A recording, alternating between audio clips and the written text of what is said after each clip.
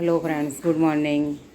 તો 3 થી 4 દિવસ પહેલાં અમારું ફ્રીજ બગડી ગયું છે અને આ બધું સામાન અમે અહીંયા બેડ પર કાઢીને મૂક્યો છે, જોઈ શકો છો. એટલે આ રૂમનું એસી ચાલુ રાખ્યું છે કે જેથી કોઈ પણ વસ્તુ બગડે નહીં ફ્રીજની. તો આ રૂમ અમારો મોટું ફ્રીજ થઈ ગયું છે હાલ અઠવાડિયા લગીને આ સામાન આ રીતનો જ ઘરમાં રહેશે, કારણ કે 11 તારીખે કોમ્પ્રેશન બેસાડવા માટે આવશે. તો આ અમારું અત્યારે હાલનું મોટું ફ્રીજ છે. આ રૂમ આ રીતે બંધ કરી રાખીએ છીએ અને એસી ચાલુ રાખીએ છીએ.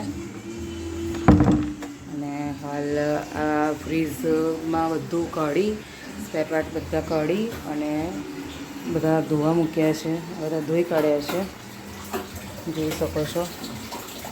અમારા માસી સરસ ફ્રીજ સાફ કરી રહ્યા છે.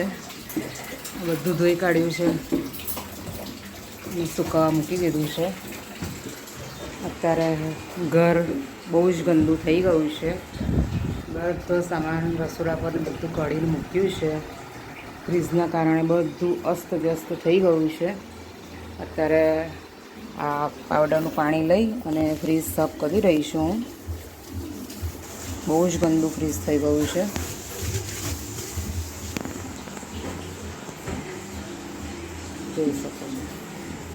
જોઈ શકો છો અંદરથી ફ્રીજ કમ્પ્લીટ સાફ થઈ ગયું છે. હવે આ ફ્રીજને ખસેડી અને પાછળથી બધું સાફ કરવું પડશે. બહુ જ ગંદુ થઈ ગયું હશે, એ હમણાં હું તમને બતાવું છું. જોઈ શકો છો.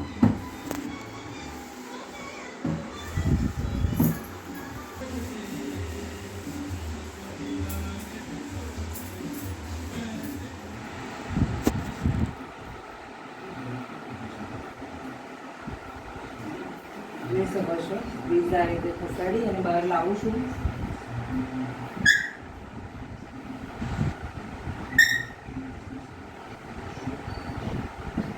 ફ્રીજ ખાલી કરી દીધું છે.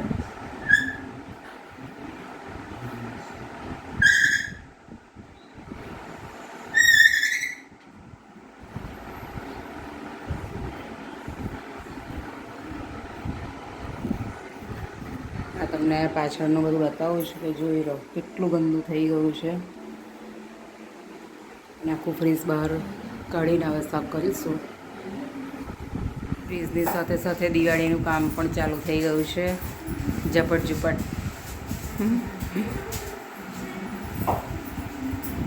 એકદમ ક્લીન થઈ ગયું છે. હવે તો પાછળનો ભાગ હવે ફ્રીજ આપણે કમ્પ્લીટ પાછું મૂકી દઈએ.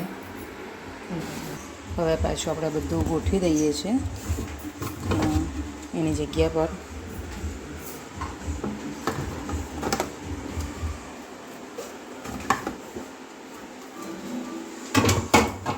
આ બાયણાનું ગોઠવાઈ ગયું છે. હવે અંદરનું બધું ગોઠવીશું આપણે. અહીંયા પણ બધું ગોઠવાઈ ગયું છે સરસ